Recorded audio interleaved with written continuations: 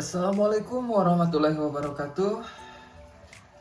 Kembali lagi di video saya yang saat ini masih mengupas seputar berjualan di Shopee. Seiring berjalannya waktu, sekarang 2023 berarti Shopee itu sudah 8 tahun di Indonesia ya. Tepatnya 2015 akhir Shopee masuk ke Indonesia. Dan saya banyak curhatan dari teman-teman saya yang berjualan di Shopee, yang udah lama ataupun yang udah baru.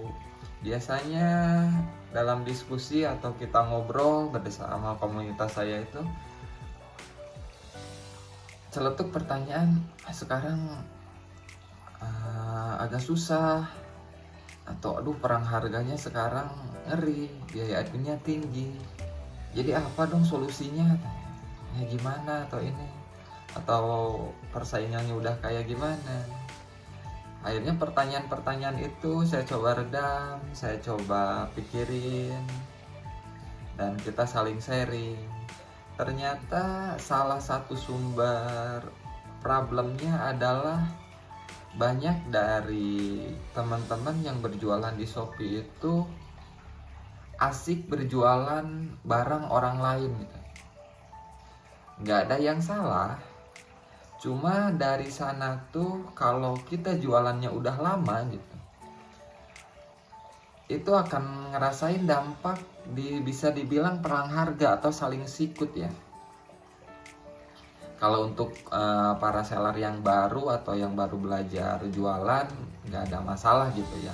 Namanya juga baru jualan, belum punya modal atau ya baru belajar gitu. Yang penting mulai aja dulu gitu. Tapi kalau untuk seller-seller yang udah lama, itu nggak baik ya, karena ya akan berdampak yaitu tadi perang harga. Nah, di video ini saya akan coba membagikan tips gimana supaya mulai keluar dari zona tersebut.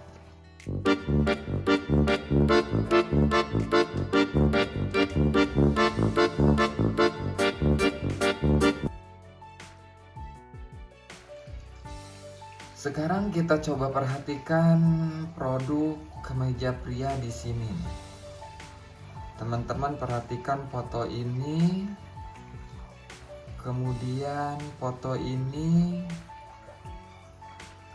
Lihat di sini yang jualnya orang Jakarta ya. Di sini dari Pekalongan ya. Tuh, ini Pekalongan lagi. Di sini harganya 5.000 sampai 29.000. Di sini 28.000 sampai 39.000.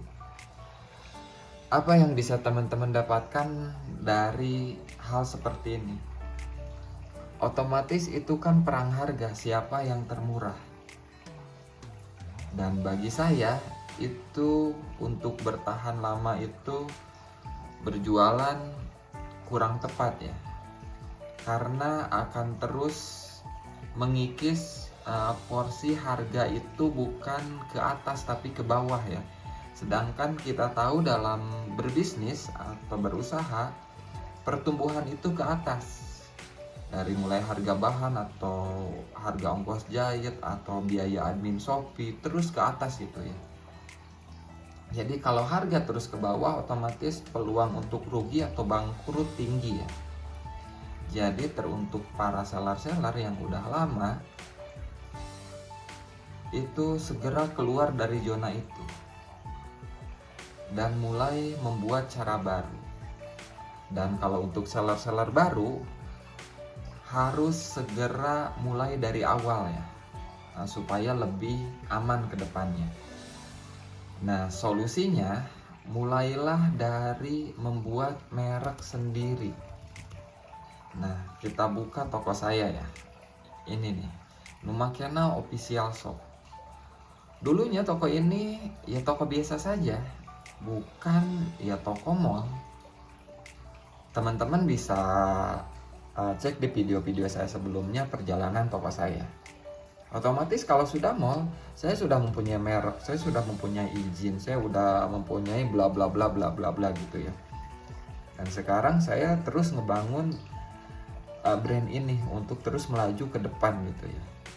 Nah, saya pingin berbagi di video kali ini supaya teman-teman punya satu pandangan yang ke arah maju ke depan gitu ya. Dan saya coba bagikan, ayo coba mulai dengan ngebuat merek sendiri. Nah, tipsnya yang pertama, kalau teman-teman belum punya toko, nih yang belum punya toko dulu, mulai tentuin nama. Pikirin namanya, tentuin visi misinya ke depannya, arahnya mau seperti apa. Itu kalau yang belum punya toko, yang baru mulai jualan, mulai dari sana. Jangan asal nama. Jangan asal ya udah yang penting punya toko dulu gitu ya. Jangan seperti itu ya. Tapi mulai pikirin namanya. Dan untuk seller-seller yang udah lama, kalau misalkan aduh udah terlanjur, tokonya udah lama, ratingnya udah bagus, tetap pakai nama itu, tapi mulainya dari produknya gitu ya. Tokonya tetap toko nama itu, produknya kalau sekarang masih ngejual barang orang lain kan otomatis merek orang lain atau barang punya orang lain. Nah, sekarang mulai teman-teman dengan barang tersebut, teman-teman harus bergeser dengan ngebuat barang sendiri dengan nama merek teman-teman. Jadi solusinya sama baik yang baru ataupun yang seller lama, tinggal beda eksekusi startnya aja, cara mulainya gitu ya. Solusinya sama, ngebuat nama gitu ya. Nah, dalam penentuan namanya saya udah simpulkan terus beberapa referensi dari yang lain juga gitu ya. Tipsnya buat nama yang mudah diucap, mudah dilafalkan, menarik, dan tentunya bagi yang punya nama tersebut mempunyai visi misi ke depan ya, arah untuk ngebangun brand dari merek tersebut. Pertama itu ya, jadi buat namanya yang menarik, mudah diucap, mudah diingat, dan bisa membangun brand ke depannya. Tips namanya itu. Terus jika namanya sudah ada, teman-teman cek ke HKI ya. Jadi kalau ininya ceknya di pangkalan data kekayaan intelektual gitu ya. Cek nama tersebut. Apakah nama tersebut sudah ada yang punya atau belum? Nah, teman-teman cek ke sini. Nah, kalau belum nama tersebut, teman-teman daftarin. Jadi langsung dari awal teman-teman daftarin merek tersebut. Kalau merek tersebut udah ada atau nama tersebut ada yang punya, cari nama lagi. Jadi langsung daftarin ya kalau udah punya namanya. Karena kenapa? Banyak juga guys di teman-teman saya, dia udah jualan lama, dia udah punya merek, dia udah jualin barang sendiri, ternyata mereknya dicomot sama orang lain ya. Tapi yang namanya dia belum daftarin merek tersebut, belum dihak ciptain, ya mau tidak mau, suka tidak suka, dia harus ganti nama tersebut. Jadi dari awal saya tekankan ya, jika sudah punya nama, jika pingin nama itu baik ke depannya, daftarin ke sini nih, pangkalan data kekayaan intelektual ya. Caranya mudah kok, murah juga, banyak di jasa-jasa konsultan juga yang menyediakan jasa untuk daftar merek. Sekarang di era sekarang itu mudah sekali, teman-teman tinggal searching, tinggal cek, terus daftarin. Ya teman-teman, tips pertamanya itu ya, buat nama terus daftarin. Selanjutnya setelah namanya ada, nah ini buat penjual baru mulai jualan. Yang penting kalau penjual baru, nama tokonya aja dulu, barangnya kan masih punya orang. Yang penting nama tokonya kemungkinan kedepannya untuk jadi merek kita gitu ya.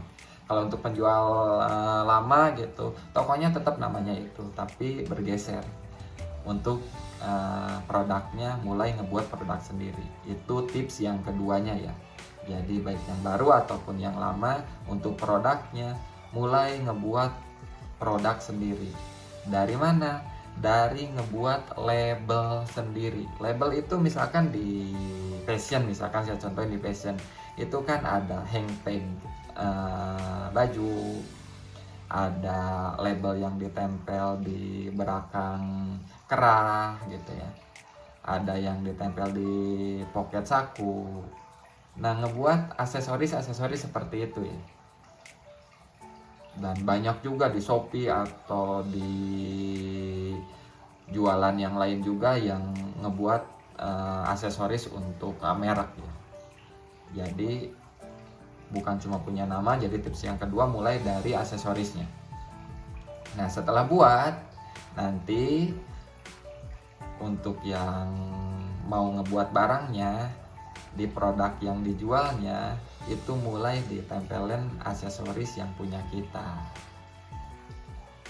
Jadi untuk yang seller-seller lama yang ini nggak usah ganti produknya, tetap jualannya barang itu, tapi nanti mulai bergeser, produk tersebut mulai digeser dengan merek kita.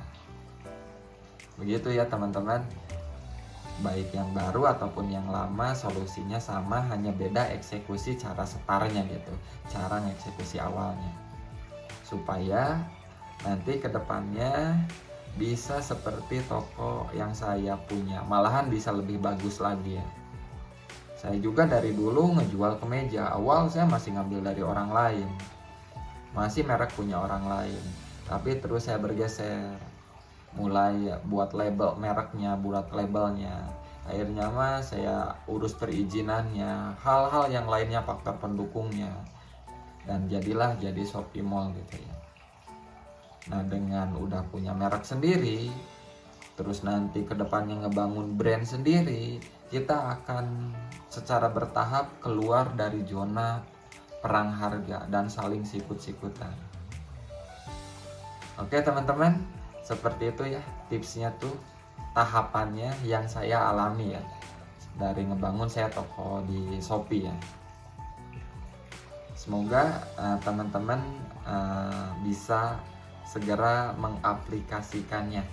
Semangat, tantangan banyak ke depannya, tapi terus jiwa pembisnis, jiwa pengusaha, tidak ada kata menyerah, harus cari jalan, harus cari peluang untuk terus maju ke depan. Oke, terima kasih teman-teman.